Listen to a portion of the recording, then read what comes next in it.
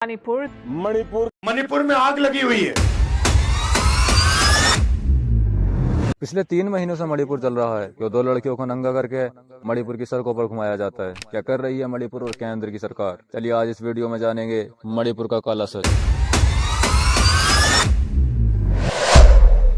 भारत का पश्चिमोत्तर राज्य मणिपुर, जिसे भारत का 7 सिस्टर भी कहा जाता है, वह मणिपुर जहां पर मैरी कॉम और मीराबाई चेनू जैसे गोल्ड मेडलिस्ट रहते हैं। ये बात है 3 मई सन 2023 की, जब मणिपुर में 2 समुदायों के बीच दंगों की घटना सामने आती है, जिसमें से एक समुदाय का नाम मैथई जनजाति और दूसरे समुदाय का नाम कुकी जनजाति। मणिपुर में मैथई जनजाति 53% और जबकि कुकी जनजाति 40% निवास करती है। लड़ाई की असली वजह क्या है? साल था सन 2022। मैथई जनजाति ने फाइल पिटीशन की कि हमें भी एसटी का दर्जा दिया जाए, तब उनकी फाइल को रद्द कर दिया गया। लेकिन अब 3 मई सन 2023 को फिर से यह बात मणिपुर में एक नया रूप धारण कर लेती है। कुकी जनजाति का कहना है कि मैथई जनजाति पहले से ही शक्तिशाली है और इसके अलावा मणिपुर की विधानसभा की 60 सीटों में से 40 सीटें मैथई जनजाति फुलफिल करती है। कुकी जनजाति कहती है कि अगर इनको एसटी का दर्जा दे दिया तो हमारी जमीनें छीन लेंगे और हमारे ऊपर हावी हो जाएंगे। लेकिन अब 3 मई सन 2023 को पहली बार मैथई और कुकी जनजाति दोनों के बीच दंगे भड़क जाते हैं और ये दंगे इतने भड़कते हैं कि ये धीरे धीरे पूरे मणिपुर में फैलने लगते हैं। पूरे मणिपुर में क्रोध और आग ही आग दिखाई देती है। मणिपुर में ज्यादातर मेजोरिटी मैथई समुदाय का है और माइनॉरिटी समुदाय में कुकी लोग निवास करते हैं। मैथई समुदाय ज्यादातर मैदानी इलाकों में रहते हैं और कुकी समुदाय के लोग पहाड़ी इलाकों में रहते हैं। अगर मैथई समुदाय को एसटी का दर्जा दे दिया तो ये पहाड़ी इलाकों में भी अपना कब्जा कर लेंगे, जहां पर कुकी समुदाय के लोग रहते हैं। दंगों का दिन 3 मई सन 2023 को मैथई जनजाति का एक यूथ एसोसिएशन प्रोटेस्ट कर रहा था। तब कुकी जनजाति के लोग उस यूथ एसोसिएशन पर हमला कर देते हैं। तब मणिपुर में दोनों समुदायों के बीच दंगे भड़क जाते हैं। मणिपुर में पिछले 2.5 महीने से हिंसा हो रही है। इसमें सैकड़ों लोग मारे गए और हजारों की तादाद में लोग घायल हुए। मणिपुर में हिंसा के दौरान अब तक 11,000 से 12,000 लोगों ने अपना घर छोड़ दिया है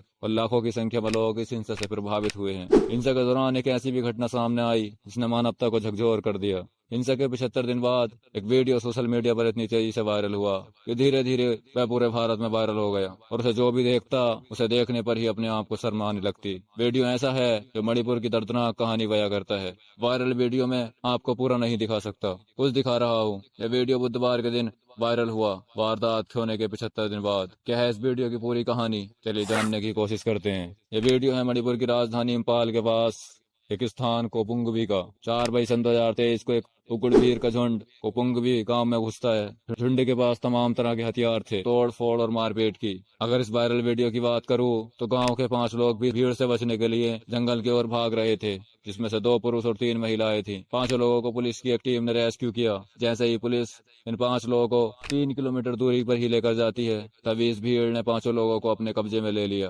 5 लोगों में से एक 56 साल के पुरुष और एक 21 साल के लड़के को बुरी तरह मार डालते हैं, जबकि 3 महिलाओं को उनके कपड़े उतरवा कर उनके साथ खूब मारपीट और उनके साथ यौन शोषण किया जाता है। निर्वस्त्र महिलाओं को सड़कों पर घुमाया जाता है, जिसमें से एक महिला को तभी जान से मार दिया जाता है।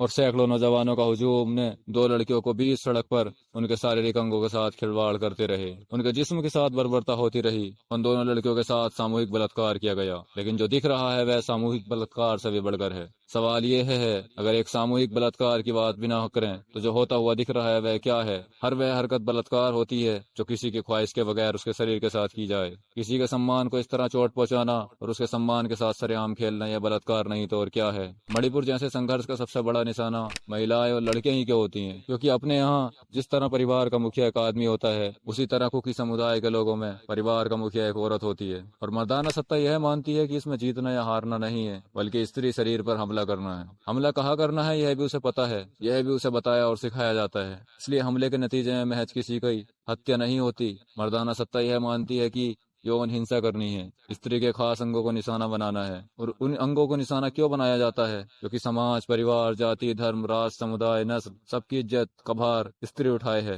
मर्दाना ख्याल ने इज्जत उसके कुछ अंगों में समेट दी है। इसलिए अगर दूसरे समुदाय की स्त्रियों के अंगों को निशाना बनाया जाए तो मर्दाना समाज मान लेता है कि उसने उस समुदाय की इज्जत लूट ली है और इज्जत को मिट्टी का ढेर कर दिया है। स्त्री के साथ ऐसी यौन हिंसा कर हमलावर पक्ष अपने को विजेता और दूसरे को पराजित मानता है और ऐसा करके दूसरे समूह के मर्दों को नीचे दिखाता है। मणिपुर में भी एक पक्ष अपने को विजेता और दूसरे को पराजित मानता है। तभी तो मणिपुर में ऐसी घटना घटित हुई कि एक समाज दूसरे समाज को नीचे दिखाने के लिए हमने तुम्हारी इज्जत को ढेर कर दिया है, तुम हमसे नीचे हो और हम तुमसे ऊपर। ऐसा नहीं है कि ऐसी जीत का उत्साह सिर्फ लड़कियों में ही होता है, कई मर्दों को भी ऐसी हिंसा झेलनी पड़ती है जहाँ एक समूह दूसरे समूह की मूछें काट देता है, सर के बाल मुड़वा देता है और उनसे कहता है कि तुम्हारा धर्म कोई धर्म नहीं है, हमारा धर्म तुमसे बेहतर है। भीड़ पर उत्साह बिना नफरत के मुमकिन नहीं है, नफरत की बिना नफरत की राजनीति मुमकिन नहीं है। राजनीति यानी नफरत को विचार का रूप देना। ऐसी घटनाएं तब घटित होती हैं जब नफरत की राजनीति का फायदे के लिए इस्तेमाल किया जाता है। समाज को नफरत के आधार पर दो या दो भागों में बांट दिया जाता है या अफसोस पैदा कर देना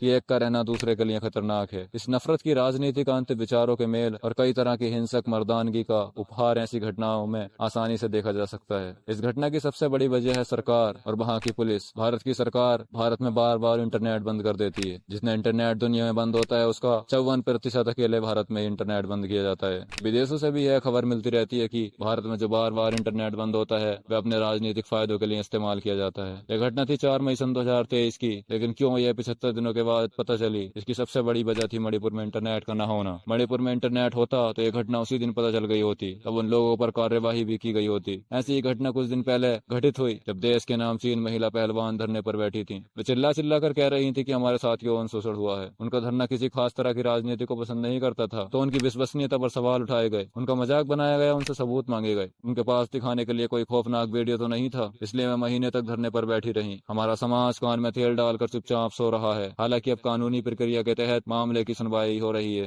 लेकिन इस पूरे मामले को राजनीतिक चश्मे से देखा जा रहा है। धन्यवाद। अगर आपको यह वीडियो पसंद आया तो लाइक और शेयर करें, और हाँ, अगर आपने हमारे चैनल को सब्सक्राइब नहीं किया है तो सब्सक्राइब कर लें और बेल आइकन भी दबा दें ताकि आने वाली वीडियोस का अपडेट आपको मिलता रहे। फिर मिलते हैं अगले वीडियो में, तब तक के लिए धन्यवाद।